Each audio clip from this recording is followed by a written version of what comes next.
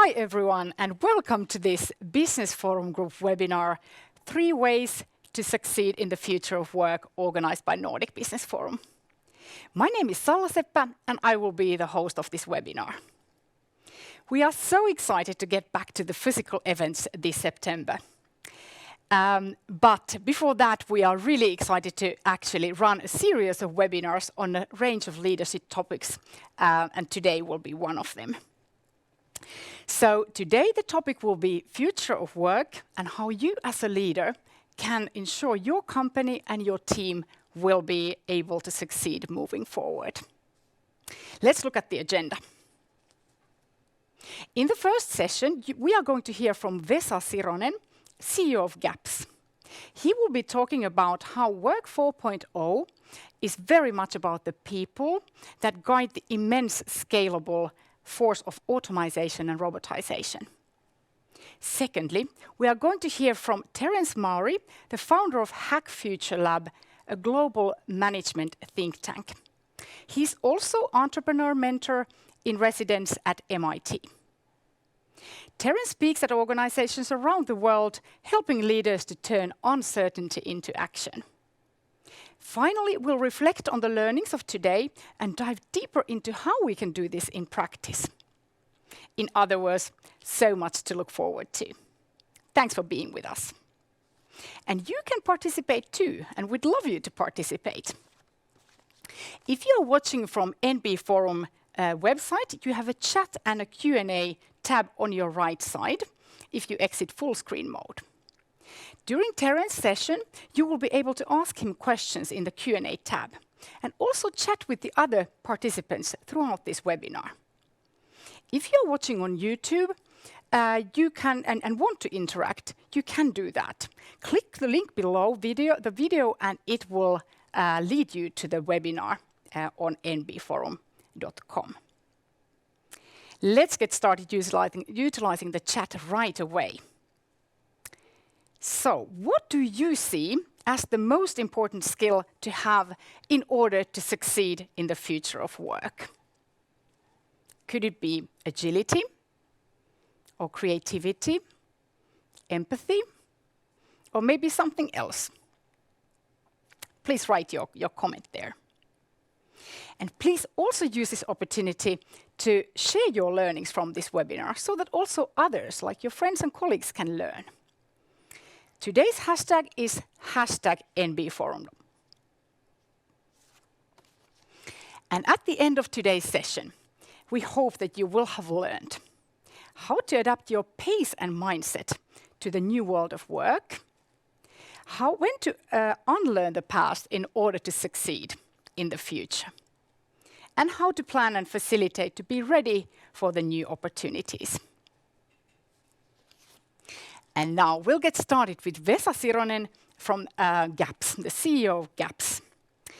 He has been in the trenches of digital work for more than 10 years. Currently the CEO of GAPS, he has been taking Finnish companies to the cloud and digitizing their ways of working together with an enthusiastic team since 2011. During this time, the hundreds of projects that have had a common thread. People and digital solutions are a great match, but the balance has to be in place. Welcome to the stage, Vesa. Great. Thank you, Salla. Good to be here. Good day, Stockholm. Hey, Helsinki. And hello to viewers throughout the world. Today, we'll be talking about Work 4.0. People, and definitely about how to make the most of these changing conditions.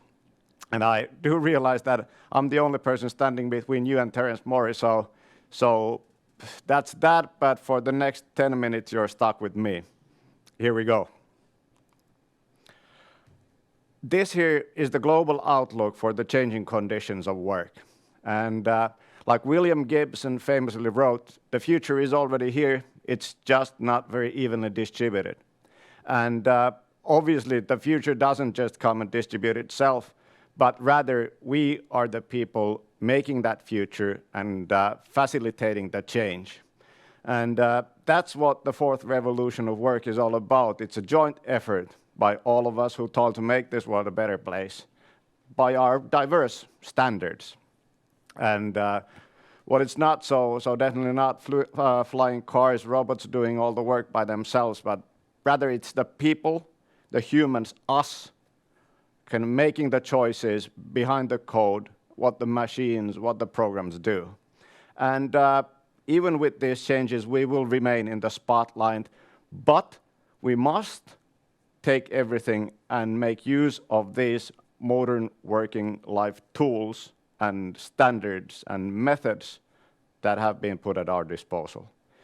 But regardless, the fourth revolution of work puts humans in the center. I bet many of you know what these terms mean, but just to define them once more, so we're seeing the greater trend, the umbrella term of Industry 4.0, and a subset of that is Work 4.0. And that's pretty much what we are seeing in the offices today already, at least glimpses of that. So key terms, digitalization, globalization, demographics, which kind of means the future labor supply, and the cultural change. These are at the core. And for organizations to be competitive in the future, they need to understand and meet these needs of Work 4.0. So, obviously, this is the question on everyone's minds. And to reap the benefits of this change, I will next tell you 3 things that will help all of us on the way. This is what we start with. And maybe you've seen them, but at least on my LinkedIn feed, there have been quite a few posts about the story, or the storyline goes like this. There's a hiring manager from company X who tells about company Y and how company Y has put in place a post-COVID policy of just completely banning working from home. And then the hiring manager X goes on to state laconically that they have already hired 10 key employees from company Y since this change. And obviously that might just be a story, but there is a kernel of truth to it, because the most committed and skilled employees seldom stop at being excellent at just what they work with, but rather they are pro-am level athletes, people who are really focused on a hobby or a craft, or just very committed to their family. And even to these most productive people and committed people, it might be that work comes in second. And the winning companies and managers, they take this into account to win. So people want flexibility on how to fit work and employment into their lives, and organizations need to be able to meet this need. Then, secondly, the fact that work is being done more and more in a digital environment on digital solutions, it demands a new approach to all of us. And while those platforms and solutions are the key to productive work, it just doesn't happen by itself. People just don't learn them in their sleep, but rather need active encouragement and skill development to get there. Secondly, since the 40-year career at the same company is a thing of the past, we have to take into account the fact that people might be employees one day, entrepreneurs on the other, and then like running their one-person show on the third. And the companies that can understand this and handle this change will be able to tap into the entire talent pool. And then, on the other hand, the talent that acknowledges this and who can lead themselves are able to explore their entire potential. And maybe the last point regarding this is the fact that the population and the workforce is getting older. The speed of change just gets more and more rapid, and the attention span keeps on getting shorter. So motivating this change for people to learn new things is very important so that all generations can be kept in the loop. Speaking of generations, there's been a lot of talk regarding the Generation Z entering the working life. And a lot of this talk focuses on the dichotomy between pay and purpose that was really pertinent when it came to the millennials. And now it seems that the focus for Gen Z is switching back towards pay instead of the purpose that was number one driving force for the millennials. But that's just half the story, because according to Deloitte and others, Gen Zers are much more about the physical connection, diversity, and job security. And still, like the earlier generation, the millennials, so they're still less about talk and more about the walk, pretty keenly recognize bullshit, and respond well to genuine attention. And because of these traits and the digital environment that they have grown up in, so they are a pretty great fit to many kinds of jobs and organizations. So that's a good thing. And already now, they are entering the working place because they are the largest age demographic globally and will be coming to your organization as well. So the key takeaway is that Generation Z sees and values work differently compared to the earlier generations. And organizations need to understand their specific traits and needs in order to bring them in, but also to retain them. So, as a reminder, the revolution is coming, the fourth revolution of work, it's upon us. And in order for all of us to stay relevant, stay competitive, we need to respond to these requirements. And if you only remember three things, so firstly, people have very diverse individual ways of living their lives. Try to facilitate work around that instead of the other way. And due to the changes and all the more quicker pace that we are living in, that technology is developing and all of this, we need to support people in learning new skills. And the last point, Gen Z is coming. Their values, their approach is different. Listen to them, understand them, and act accordingly. The last thing that I want to talk about today is the fact that in this changing world, a lot of questions abound to organizations, to leaders, to people working to lead the change. And many people ask, what kind of things will future employees value and demand? What kind of skills, technologies will be needed in the future? Kind of tying back to what we discussed earlier. And perhaps most importantly, how well prepared are Nordic companies for the work of the future? And we're obviously very interested about this as well. And that's why we are launching the Nordic Future of Work Barometer today. And if this is something that interests you, please visit this link. Hopefully, Nico will be posting it on the chat as well for you to access. And by working with us, collaborating with us, answering the questions there, you'll become a part of the research for the barometer.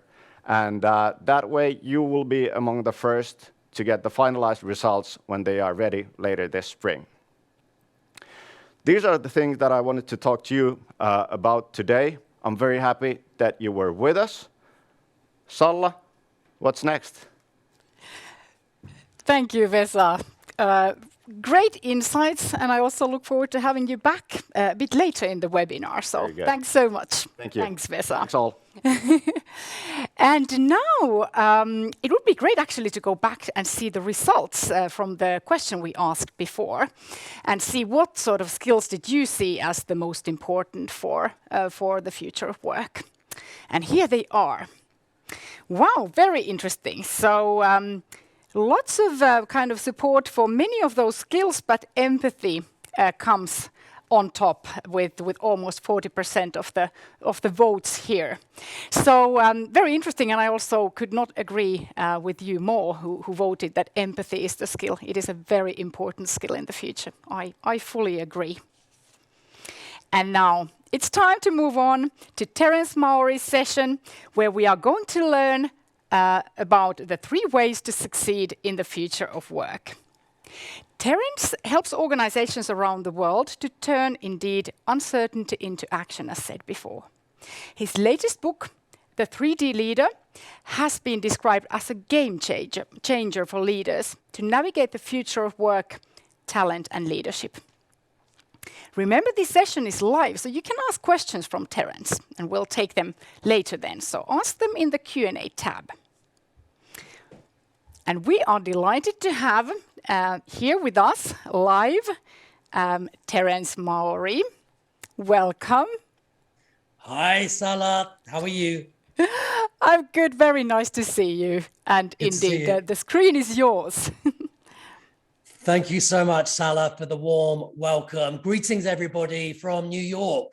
I hope your day is going well. And in fact, today, I want to give you the equivalent of a double espresso or a spiced pumpkin latte to shake up your thinking, to ignite new perspectives, and to help you navigate the future of work. You know, you can't use an old map to navigate a new world. And what do I mean by the future of work? I mean human-led, technology-enabled, intentionally diverse, purpose-driven, psychologically safe, and built for speed. There's a lot of hype and hysteria about the future. And I think if you've experienced the pandemic, we're all futurists now. We've all moved from nowists living in the present to futurists, having to embrace new agile ways of working. And so today I want to plant a narrative in the here and now. Everybody keeps telling me that data is the new oil. I disagree. I think attention is the new oil. Think about it. Attention is rare and it's under attack. Research at Hat Future Lab shows that 83% of people struggle to focus on what really matters. Today it's World Health Day. 76% of leaders are at risk of burnout. In Japan, they call this karoshi, death at your desk from stress. And I want you to think about a question straight away. What's the percentage difference between the amount of time and energy you spend on deep work, high value, high contribution, compared to shallow work, low value and low contribution? The research at Hat Future Lab shows that over 63% of leaders spend too much time on shallow work and shallow impact. And so attention is the new oil. Attention to direction setting and context setting and pace setting and talent. Attention to workforce ecosystems and talent marketplaces. And attention to saying goodbye to the status quo. Attention is the new oil. So it's time to pay attention to attention. I think a change in perspective is worth at least 80 IQ points. New contexts, new worlds demand new questions. And I want to say to you directly that I think this year, the big theme of this year is reframing and reimagining. We should not waste the biggest reframing crisis of our lifetime. Here are 5 big catalytic questions that I want to explore with you over the next 20 minutes. And remember, when uncertainty is high and turbulence is high, questions matter more than answers. Questions are like the golden key that can help you unlock the door and help to see the world differently.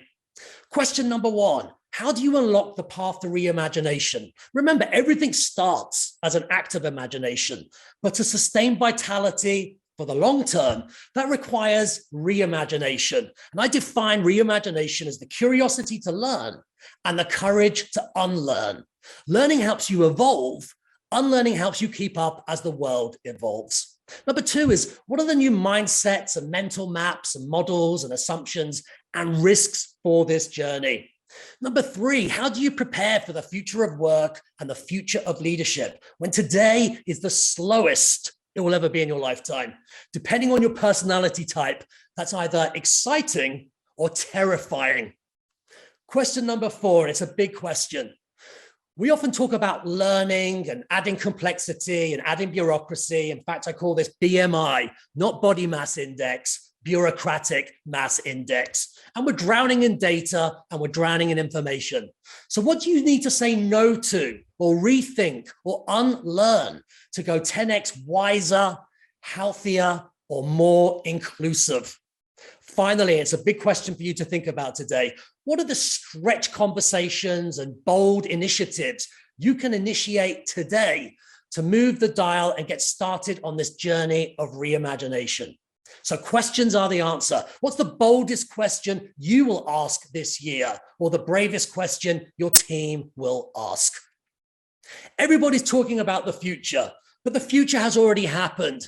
100,000 years ago, we harnessed fire, which led to language. 10,000 years ago, we developed cities and commerce, which led to the modern marketplace. 5,000 years ago, we invented writing and the wheel. And 175 years ago, we imagined three innovation platforms, the telephone, automobile, and electricity, that completely reshaped society, the nature of work, and how we work. We're at a new inflection point right now today. 5 big innovation platforms for you to be aware of: blockchain, energy storage, automation, robotics, and DNA sequencing. And my projection shows that over the next 10 years, they can potentially add over $210 trillion to global equity market capitalizations. This is the new meta. Nothing to do with Facebook. This means that competitive lines are redrawn. And there are 2 fundamental truths for you to reflect upon right now. 1, you can't navigate a new world with an old map. 2, competitive advantage is fading faster and faster. Just look at Peloton. It lost 80% of its market share in less than 6 months. So it's no longer just about big or small. It's also about fast or slow. It took the telephone 75 years to reach 100 million users. It took WhatsApp 7 years to reach 1 billion users. And what this means for you today, as you share this journey with me, is that you have to master the new logic of leadership and the new logic of work. What do I mean by that? You're now competing on the rate and speed of learning. You're competing on ecosystems, Costa Rica-like ecosystems. The botanist Arthur Townsley in 1930 invented this word ecosystem. And research at Hat Future Lab shows that this ecosystem platform will be worth over $100 trillion in the next 7 years. You're competing on physical and digital. You're competing on imagination and ROI. Not return on investment. We know that's important, but also return on intelligence. The 21st century isn't just about profit maximization. It's also about human maximization. We're also competing on resilience and anti-fragility, the ability to bounce back and bounce forward from adversity. And I love this word in Finland. I'm going to practice Finnish for 30 seconds. Sisu. Remember this word, sisu. It's Viking spirit. How do we scale a culture of sisu, speak up over comfort within our organizations? Here we can see an example of an organization living in the future, PayPal. It's the 25th most valuable company on the planet, 2x more than Goldman Sachs, which is over 128 years old. What's interesting about this analysis is that over the last 5 years, PayPal has generated over 1,500 new patents. That's 26x more than Goldman Sachs. This is new world DNA. This means network effects, speed of scale, speed of innovation, speed of decision-making, linking value to enterprise strategy, and high asset productivity. So we have to master the new logic of competition, the new logic of leadership, and the new logic of work. And what this means for you right now is that you have to adapt and pivot to the future, adapting the pace and your mindset, a scalable mindset, vertically and horizontally. New contexts demand new mindsets. And remember, in this age of perpetual beta, business models are going off like yogurt in the fridge. Workforce models are no longer fit for purpose. And many organizations around the world are still using leadership playbooks from the 1950s. Here are 4 trend lines that I want you to think about. Don't just know them, get in front of them and ask yourself, how can you turn disruption into opportunity? How can you turn these trend lines into value creation? Because we're all interested in that. I see a lot of fake empowerment around the world. Bill Anderson at Roche, the farmer, talks about this word, fake empowerment. And we need to go big. We need to go big on pushing down autonomy, pushing down decision rights, and really personalizing culture and personalizing the employee experience. In fact, I would like you to treat culture like a product, always iterating, improving, experimenting. So trend line number 1 for you to think about is this is the age of perpetual beta.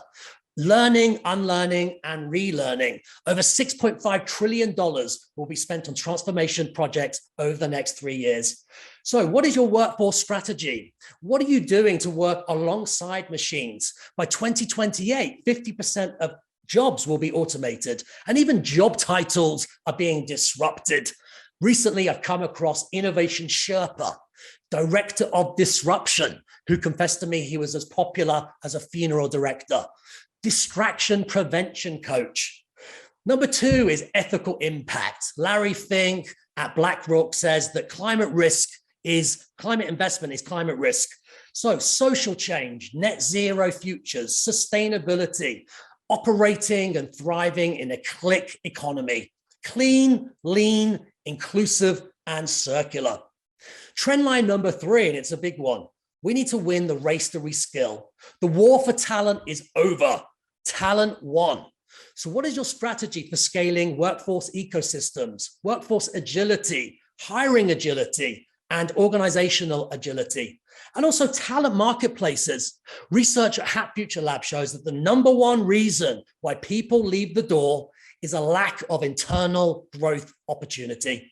According to the World Economic Forum, over the next 5 years, 1 billion jobs around the planet, that's a third of all jobs, will need fundamentally reskilling, upskilling, or cross-skilling.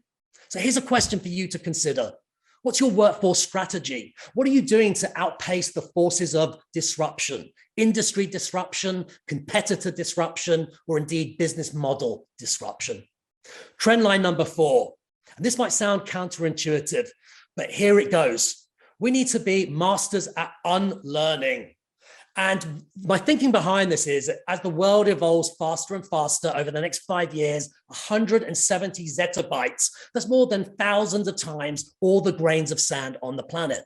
So as the world evolves faster and faster, and competitive lines are redrawn, and value is redefined, we need to unlearn, and in fact, scalable unlearning, the always done ways of seeing the world, old outdated assumptions, old outdated operating models, old ways of thinking about work, the workplace, and the workforce. And if you're wondering what this word fail stands for, it's about time we reframed failure. It's impossible to innovate. It's impossible to be empowered. It's impossible to do your best work, not just your busy work. It's impossible to get closer to value creation and serve the purpose if we can't fail. And fail stands for from action I learn, from action I learn. So without pushing down autonomy, pushing down decision rights, going big on context setting and pace setting, and creating a higher tolerance for risk and experimentation and failure, it's impossible to innovate, and it's impossible to bring your best self to the job. So let's draw a line in the sand here. The future is accelerating, exponential. I want to give you a call to action and introduce you to a word from Japan. It's called henka. I love this word. Henker takes its inspiration from nature. It means a perpetual state of evolution. It means transcendence. It's like a caterpillar to a butterfly, oil to water, lead to gold. And if you think about it, to win in the 21st century, we need to choose Henker and make it front and center in the way that we lead and the way that we build our cultures, not cultures of the past, but cultures of the future. I want to give you a big call to action. I want you to imagine that it's the end of 2022.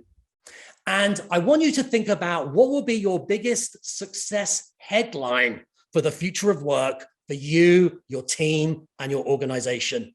I want you to think about the words that you would use to describe that success headline. What would be those future milestones that you've achieved? What would be the change in behaviors and mindsets and operating assumptions? And what would be the accelerants to get to that position? This is your call to action. And I look forward to discussing this call to action with you after this keynote. So I want to share with you now three insights to scale a future of work, which is human-led, technology-enabled, intentionally diverse, and built for speed. And remember, I spoke about imagination. Knowledge tells you what is, and we're very good at that. Imagination tells you what could be, and is therefore an important source of future readiness and resilience. So way number one is trust. Money is the currency of transactions. Trust is the currency of humans, and trust is your workforce multiplier. The writer George Orwell would have loved these times. 10 out of 15 industries have suffered major trust breaches in the last 3 years. Boeing Max 737, FIFA, McKinsey opioid crisis, VW Gulf emissions, and the list goes on and on. Over the next 5 years, we'll spend over $7 trillion, organizations, $7 trillion on cybercrime. We need to go big on three things: truth, transparency, and trust. Here we can see emerging research from Hack Future Lab. And the key takeaway for you is flexibility is here to stay. A great example of this is GitHub. They've reimagined relevancy across the DNA of their organization. Hybrid onboarding, hybrid talent ecosystems, hybrid workforce and talent intelligence.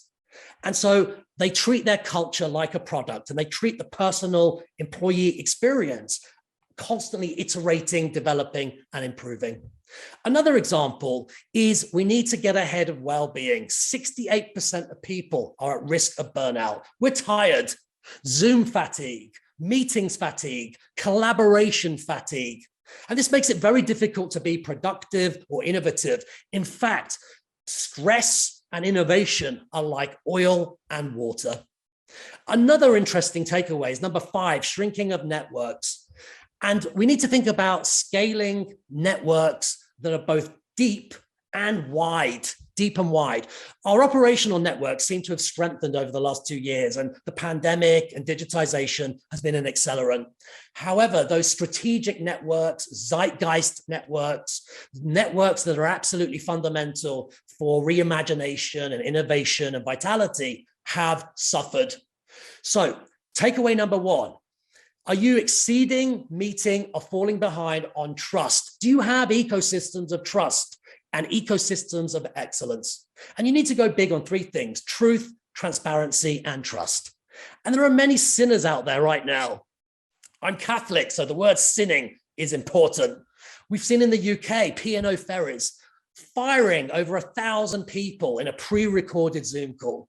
We've seen in America, companies like Better.com, again, firing people via Zoom without any warning.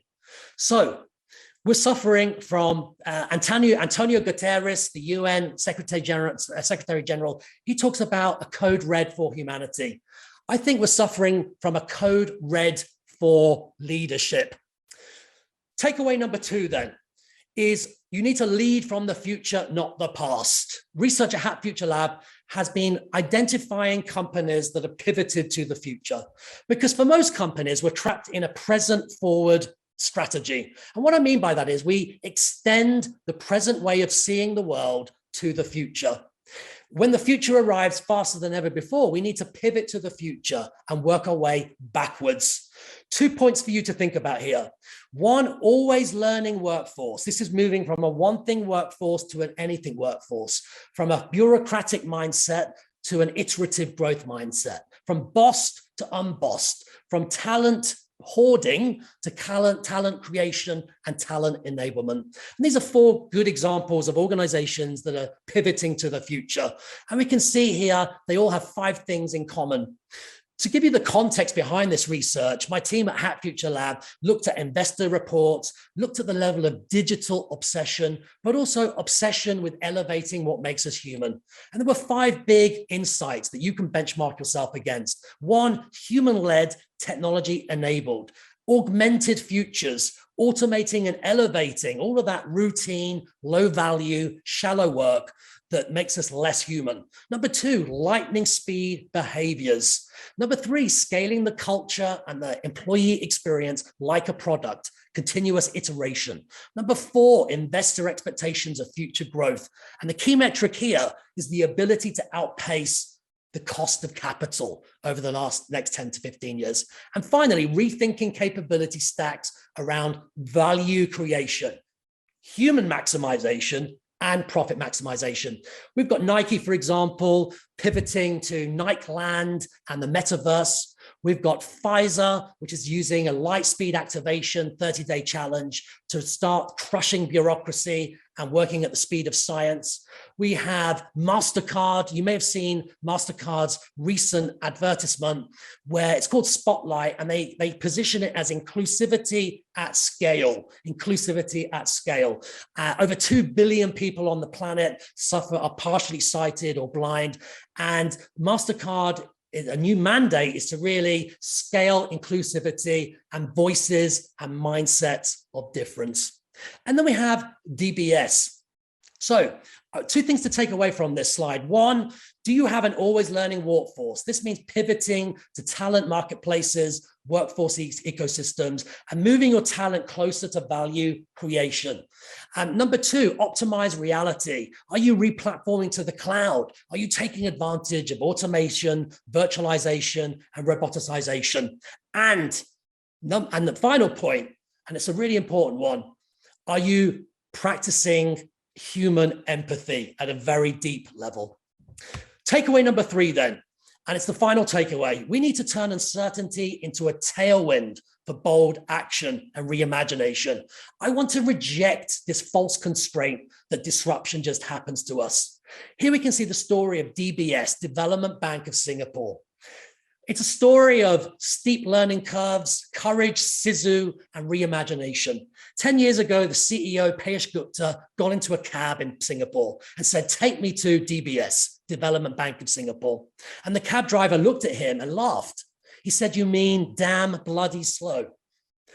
Piyush Gupta was very upset, and this became a calling, a mandate to reimagine the DNA of the business. And here we can see 4 insights that I've been tracking through Hack Future Lab. Number 1, they have a real clarity of purpose, elevated clarity around their reskilling and upskilling strategy, and thinking about deltas, distinct elements of talent.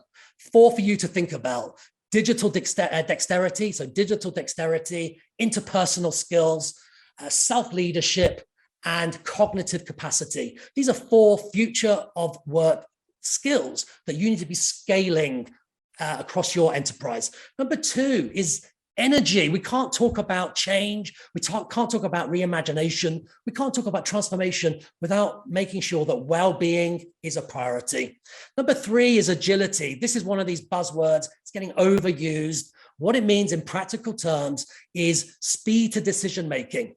My research at Hack Future Lab in partnership with MIT shows that only 30% of leaders rate their decision-making skills as high, and only 41% of leaders could link enterprise value to the strategy.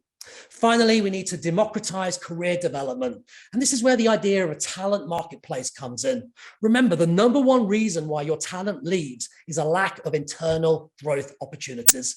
A talent marketplace ensures that you're moving talent to where value creation is. And this creates an organization that is higher on level, 3x higher in terms of the ability to absorb change, 4x higher in terms of motivation and energy, and 2x higher in terms of fighting complexity with simplicity. So 3 takeaways there for you to think about. 1, trust is a workforce multiplier. It's a clarifier, it's a simplifier, it's an energizer. 2, lead from the future, not the past. And 3, turn uncertainty into a tailwind for learning, growth, and reimagination. So where do you go from here? I want to challenge you and say today that the biggest threat in 2022 and beyond is not uncertainty. It's not turbulence. I believe it's acting with yesterday's logic, yesterday's mindsets, yesterday's talent models, yesterday's ways of seeing the world. Here we can see 5 big barriers that are getting in the way of the future of work. Number 1, silo mentality, high BMI, bureaucratic mass index, drowning in complexity. For example, the US tax code has gone from 400,000 words to 4 million words in less than 15 years. Hands up if your organization's BMI is too high. Ah, yes, I can see many hands up right now. Number 2 is slow decision-making. Remember, we need to go big on speed, not just speed, but velocity. Speed tells you the rate of time an object goes. Velocity is speed and alignment. And remember, every time we're going to a bad meeting, every time we're using a broken process, we pay a cognitive and leadership tax. And my research and my conversations with executives all over the world shows that the leadership tax is too high. We're spending too much time in meetings. Here's a challenge for you. Why didn't you try having 1 day without meetings? This was a hypothesis that I got involved in recently at MIT. And the research showed that by having 1 day of no meetings, levels of autonomy, levels of empowerment, levels of energy went up by over 65%. Other big barriers to the future of work include lack of strategic alignment. Less than 50% of board directors are fully aligned on the top 3 priorities, and the list goes on. So the biggest challenge is not turbulence or uncertainty. It's acting with yesterday's logic and yesterday's mindsets. So what's the way forward? Today, I wanted to plant a narrative in the here and now. I wanted to give you the equivalent of a double espresso or a spiced pumpkin latte to shake up your thinking. 6 final takeaways. Are you writing your success headlines for the future today? Number 2, the only certainty is uncertainty. And we always overestimate the risk of trying something new and underestimate the risk of standing still. Remember, not taking a risk is a risk when the rate of change is accelerating. Number 3, people tell me success breeds success. Yes, it does, but I also disagree. Success can corrupt success. Scale your culture and be aware of the blind spots that you're blind to in terms of your hybrid strategy, your workforce strategy, and your talent ecosystems. Number 4, it's a big one. What's your unlearning strategy? Right now, I've partnered with Pfizer and we're scaling one of the world's biggest unlearning platforms where teams come together to celebrate their most magnificent unlearning bureaucracy, unlearning ways of working that no longer serve the purpose, unlearning ways or assumptions about the world. Good leaders learn. The best leaders know they unlearn. Number 5, you're going to need to master transformation and innovation and empathy and learning and inclusivity at scale. Diversity, it's a fact. Inclusivity and belonging, it's a choice. Finally, the words of Einstein, you can't use an old map to explore a new world. If there's a final call to action today, I want to challenge you to make this the year of radical action, because learning is never finished. Change is never finished. Transformation is never finished. The job of a leader is never finished. Make this the year of courage of heart and boldness of ideas. And I'll leave you with the words of the Nobel laureate, Marie Curie. She said, in life, nothing is to be feared, only understood. And the more you understand, the less you will fear. Thank you for your company. Thank you so much, Terence, for that inspiring keynote. It's seldom that I or anybody else, I guess, could have gotten more information and inspiration within half an hour or so. So we actually look forward to getting back to you in a moment. So stay tuned, and indeed, lots of those kind of skills and terms that Terence here covered, they are indeed the things that the future-focused leaders need to embrace and understand. And to dig even deeper into these, we have some of world's leading profiles also coming on stage at Nordic Business Forum in September in Helsinki. And there is indeed uniqueness into these physical events that many of us have experienced earlier and now, of course, have not so much in the recent years. So let's revisit and relive some of that physical event experience on a video.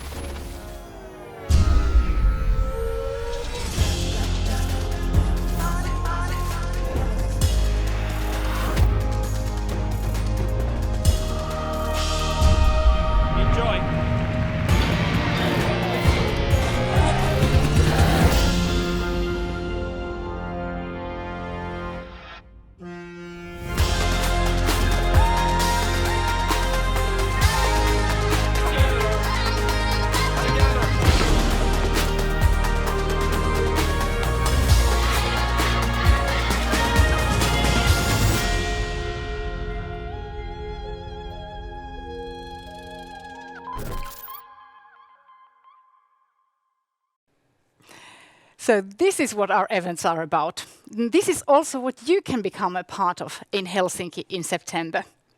So make sure to save the dates already now.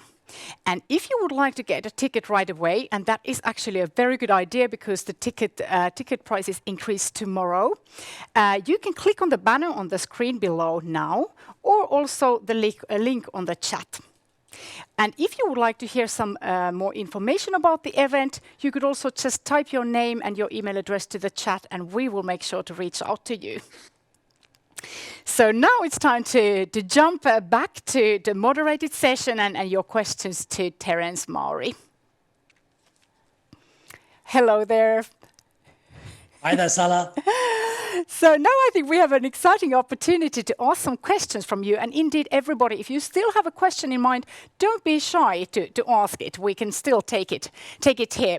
And there seems to be one. Let's go for that now here in front of me. Terence, you seem to be traveling a bit around for keynotes. How does the future of work develop differently in different countries and cultures? What a great question. Every culture is as unique as a fingerprint. So, of course, last week I was speaking in Riyadh, and some of the challenges and opportunities in Saudi Arabia will probably be completely different to Norway or Finland. But there's one thing that every part of the world has in common, which is to ignite the full potential of a human being. If you look at the last 200 years of history, most of the work we've been doing is actually very mechanical. It's very repetitive. It's very routine. And now there is an opportunity with risks, but there's an opportunity to reimagine work around contribution, value, and deep work rather than just shallow work. And so some of the observations include, for example, in some parts of the world, there is an obsession with meetings. And in fact, if you haven't got a meeting in your calendar, that's almost like a badge of shame that you're not busy and you're not doing your job. Of course, we need to challenge these constraints because too many meetings, too many Zooms. Research over the last 2 years shows that we're stacking our Zoom meetings and our MS Teams meetings back to back. We pay a cognitive tax, we pay a leadership tax, and it means that our ability to think strategically or innovatively is diminished. And so as a framework for our audience to think about, I think there are 3 buckets for you to prioritize over the next 12 months. Bucket 1 is strengthen identity. Who are you? Your values, your culture as an accelerant. Bucket number 2 is how you operate. And that means speed, decision-making, and zero friction or removing friction. Now there are no excuses. With technology, zero friction in the office as well, zero cycle times, zero excuses. Bucket number 3 is how you grow. This means inclusive growth. It means new growth engines, and it means creating a culture that's future fit. We know that a lot of cultures have multiple cultures, countercultures, but culture is absolutely key in terms of empowering people to bring their best self to the job and scale ROI, not just return on investment, but return on intelligence and return on integrity. Well, it's easy to agree on that. So let's go to the next question here. There's a question about one book that you've read that has had the biggest impact on you. Is there one? Yes. Let me just think for a second because it's just here.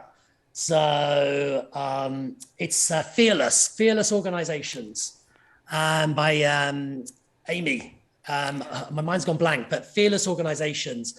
And that's a brilliant book. It's all about scaling psychological safety, courage over comfort. And there are 4 takeaways from that book. Number 1 is, do you have a high level of belonging in the culture? And do you have a voice? Voices of difference is how we innovate and challenge the status quo. Number 2 is high levels of contributor safety. Are we able to contribute? Do we have a ability to make a difference? Number 3 is challenger safety. Is this a culture where actually we can challenge the status quo? I spoke about fake empowerment.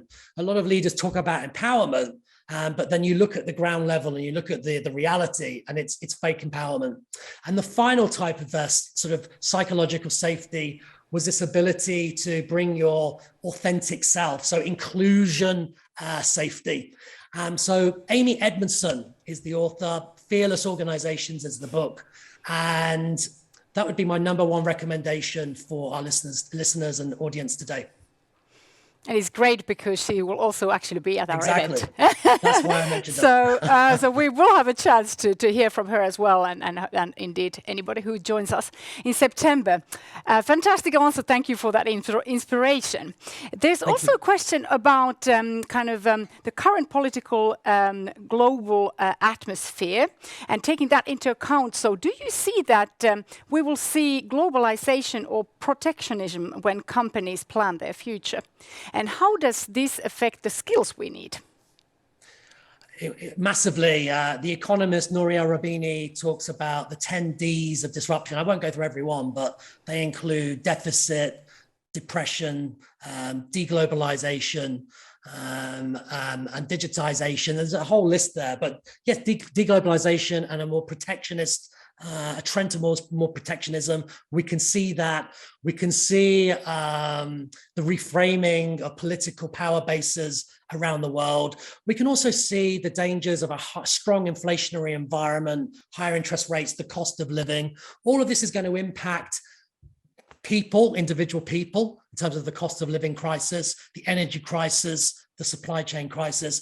And then we have a humanitarian crisis and a war crisis, Ukraine, for example. All of this means that there'll be some parts of the world where deglobalization and protectionism will accelerate, and there'll be other parts of the world where it will stay the same. And for leaders anywhere, we can't take anything for granted. This means that we need to really think about the future more. Often we're stuck in the present, reacting to everyday events, but actually having an eye on the future, spending 15 to 20% of your attention, shared attention with your teams on the future, and working back and having a point of view, aligning on a shared point of the future, adapting the core of how you lead and your operating model to that shared point of the future, and then activating new growth engines and new ways of leading. These are 3 strategies to help you reduce this risk factor. But yes, the short answer is this is Antonio Guterres, the United Nations Secretary General. He talks about a triple crisis of climate, conflict, and COVID. And of course, these 3 accelerants are converging to create multiple disruption. Very true. And thanks for challenging us to indeed focus on the future. One more question. Who are some of the good companies or people that we should take inspiration from moving forward? Besides you, of course. Yeah, I'm going to mention a few local ones. So, for example, June Analytics.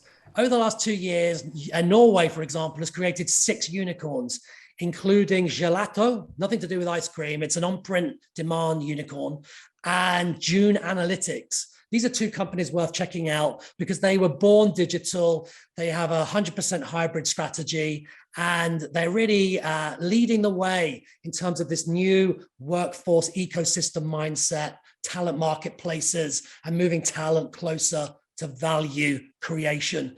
In Boston, where I spend a bit of time, I came across a great organization called Timeless, which is using AI and geotagging to help people with Alzheimer's. And that's just received over $1 million worth of Series A funding. So I think unicorns, we hear a lot about unicorns, but over the last 2 years, the number of unicorns on the planet has doubled from around 500 to over 1,000. And we need to keep an eye on unicorns because yes, there is hype around them, but what the best unicorns are doing is shaping capital markets, investment strategies, and forcing big companies to redefine how they scale value and how they scale talent. A big takeaway today would be have a point of view on what unicorns are doing, not just in your space and your vertical, because here's the other point. Your biggest competitor over the next 5 years could come from a company you've never heard of. And that's the environment that we're in now. So you've got to keep an eye on unicorns in terms of how they're reimagining relevancy, how they're reimagining talent and leadership. And that's a really practical takeaway for our audience today. We couldn't agree with you more. So thank you so much, Terence, for these inspiring words and indeed challenging us to think for the future. So we will be moving on to the next session, but thank you once more, Terence, for being with us. Salah. It was awesome. So now let's invite Vesa back to continue the conversation. Hi, Vesa. So, lots to think about. What was the key thing you took away from Terence's presentation? Well, I think one of the big ones was the unlearning part. Like, which ones are the things that we should not be doing? Kind of like when an organization develops and gets to a certain stage, so there are things that one should leave behind and kind of like to be able to focus and work in the future. So definitely that was my big thing. Was there anything else you'd like to raise? There were so many things. Well, obviously. Well, I was very happy to see that Terence brought trust up as a big one, because that's one of our core values at GAPS, and something that very much resonates with the way we work as a team. Exactly. Yeah, there were so many nice sound bites like this. Trust is your workforce multiplier. Yeah, I think it's easy to agree. Very easy to agree. Well, then, if you think of what Terence was sharing, and then the work you are doing at GAPS, does that somehow resonate with the findings and sort of conclusions you've made? Well, very much so, and I think kind of would be nice to get Terence. To get to know Terence better and discuss these things, because it somehow just rhymes so well. And I think kind of like going back and what's the kind of common thread here. So definitely the human-led tech enabled, because the scale is there and the potential is there in doing things with technology, but kind of who's going to be the person, the people, the teams kind of guiding that and making sure that the effort is going to the right direction. So that was a big one. Great points you raised. Indeed, a very inspiring session. For sure. And thank you so much, Vesa, for joining us. And for your session, we loved having you. And then we will be concluding this session from today. So I just want to encourage you all to also rate this session. So there's a poll on the screen. So it would be great to get your opinion. And we highly appreciate it.